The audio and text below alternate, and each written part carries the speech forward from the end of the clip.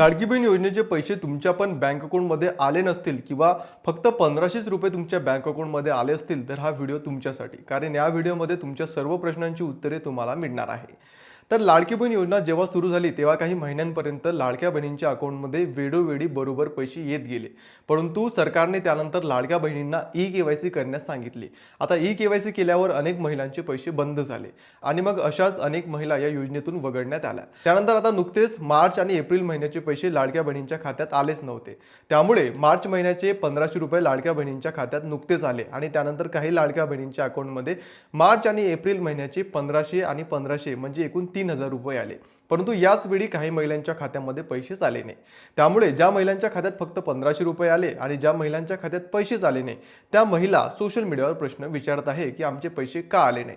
तर लाडक्या बहिणींनो, तुमच्या या प्रश्नाचं उत्तर फक्त सरकार देऊ शकते। माझ्या मते तरी सरकारने एक नवीन पोर्टल सुरू केलं पाहिजे आणि या वेबसाईटवर संबंधित महिलेचा आधार क्रमांक टाकल्यावर ती लाडकी बहीण योजनेमध्ये आहे की नाही हे महिलांना समजलं पाहिजे। आता हे जर महिलांना समजलं तर महिलांच्या मनामध्ये हे प्रश्नच येणार नाही आहे।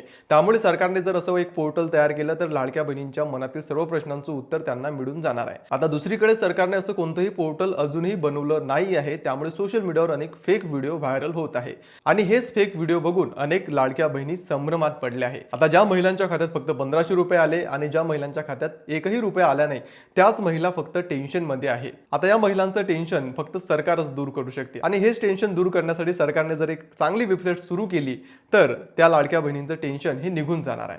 आता तुम्ही म्हणाल की आमचे पैसे का आले नाही, तर तुमचे पैसे का आले नाही याच्यावर सध्या सगळीकडे तुम्हाला एकच कारण बघायला मिळेल की तुमचं नाव लाडकी बहीण योजनेमधून वगळण्यात आलं, म्हणून तुमच्या बँक अकाउंटमध्ये हे पैसे आलेले नाही आहे। त्यामुळे आता कोणताही व्हिडिओ बघून लिंकवर क्लिक करू नका, तिथे तुमचा आधार क्रमांक अजिबात टाकू नका आणि अशाच खऱ्या माहितीसाठी आम्हाला फॉलो करायला विसरू नका।